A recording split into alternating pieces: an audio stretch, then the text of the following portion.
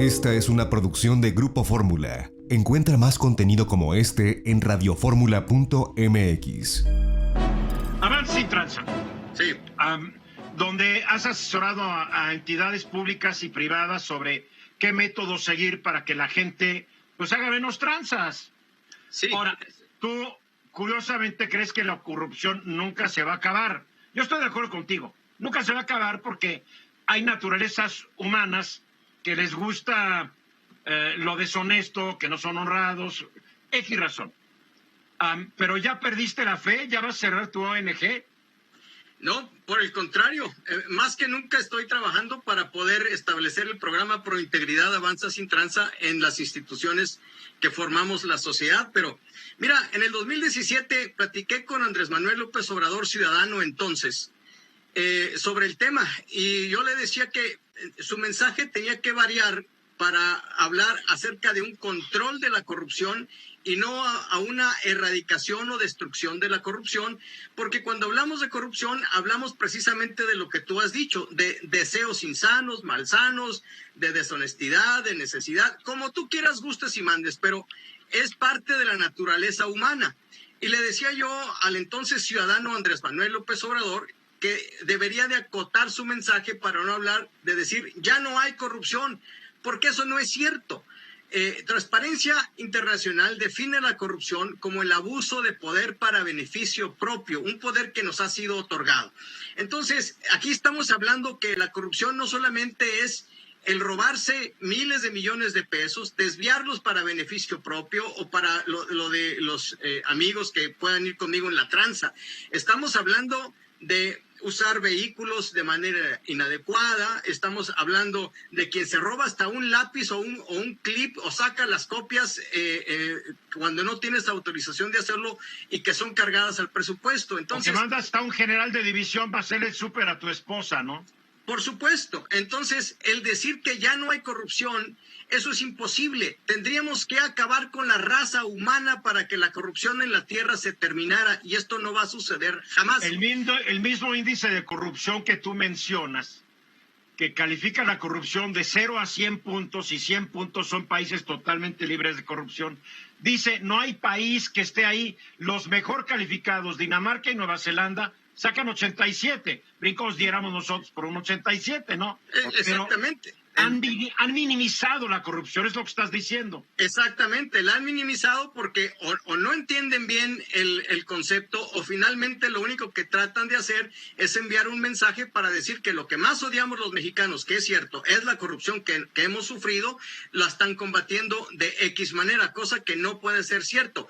Sí puede ser cierto y sí es posible, Eduardo, amigos, el que se combata la impunidad, porque eso sí depende de una decisión judicial o una decisión ejecutiva para poder traer orden a los lugares donde necesitamos traer orden, que es en todas las instituciones de la sociedad, porque hay corrupción en las empresas. Requieres de 2 personas para poder tener un acto corrupto, el corruptor y el corruptible, y tan corrupto es uno como el otro. Entonces, se tiene que trabajar en mejorar los índices de impunidad para que entonces sí sepas que si la haces, la vas a pagar. Yo recuerdo cuando era niño, iba yo a una tienda en Estados Unidos que se llamaba el CRES. Claro. Y cuando bajabas en el subterráneo había un anuncio que, mira, yo lo leía a los 5 años de edad y decía, robar es un crimen, los criminales serán castigados. Y eso te daba miedo de echarte los dulces a la bolsa que estaban ahí a la mano y que los podías agarrar y tomarlos. ¿Y te los tomabas y te pescaran o no lo hacías? Bueno, no lo hacías, y cuando lo hacías estabas volteando para todos lados y salías corriendo rápido. Pero mira, tú has hablado de la impunidad, Sí. Hace un par de años, el índice general de impunidad que elabora la UDLAP con la Jenkins, que analizó un bolón de países en el mundo, pero en este caso el de México. A ver, unos datos para que la gente entienda por qué hay impunidad. Número 1, no se denuncian los delitos.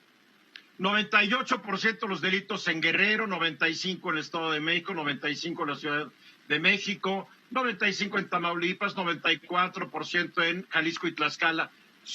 No se denuncian. Pero ahí te va la otra. En México solamente hay 3.53 agencias del Ministerio Público por cada 100,000 habitantes. El promedio debería ser de por ahí lo tengo. Bueno, ahorita te lo digo. Por ahí lo tengo, se me fue ese dato. Pero, por ejemplo,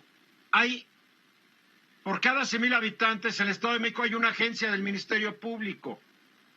Policías en México, deberíamos tener un bolón de policías y los tenemos, pero no sirven para nada, porque deberíamos tener 1.8 policías evaluados con exámenes de confianza, etcétera, y solamente tenemos 0.8 por cada 1,000 habitantes. Entonces tenemos un problema que no hay ministerios públicos, no hay agentes del Ministerio Público, los que hay están mal capacitados, mal pagados, no hay policías. O sea, esto viene de tiempo inmemorial y, ojo, aquí tengo mis informes de los presidentes y todos decían, hemos avanzado en las policías y el Poder Judicial ha recibido tanta lana. Pura mitología, y no se va a acabar la impunidad ni la corrupción mientras no se corrija el sistema de impartición de justicia.